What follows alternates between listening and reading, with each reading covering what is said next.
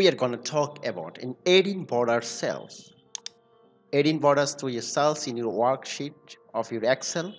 Now I have my Excel sheet. So already I have added my borders in here, and this is called also border. This is also border.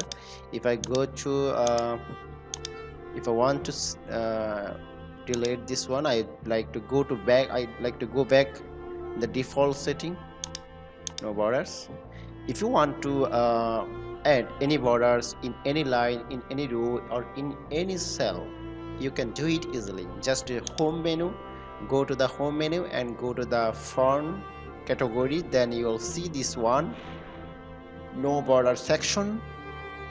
If you would like to add any border here, if you would like to border here, then select this one.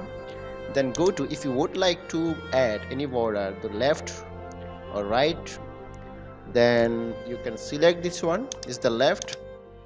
I have already added the border, and if you would like to add any border here, then you can select and go to the, just I'm going to use this one, thick thick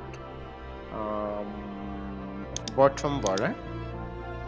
And if you'd like to add any border here, then you can select this one, right, okay, this one, right border.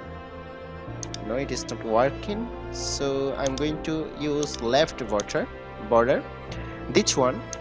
So if you would like to add any cells, if you would like to add in border, if you like to add any border, a specific cell, if you would like to add any borders from this yes or Myanmar, then you can easily do it. Just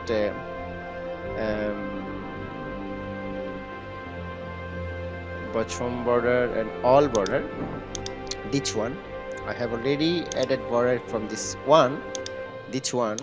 So if you'd like to select, if you like to set any borders here, then you can select this one, then go to the all borders. Already we have, you see this border.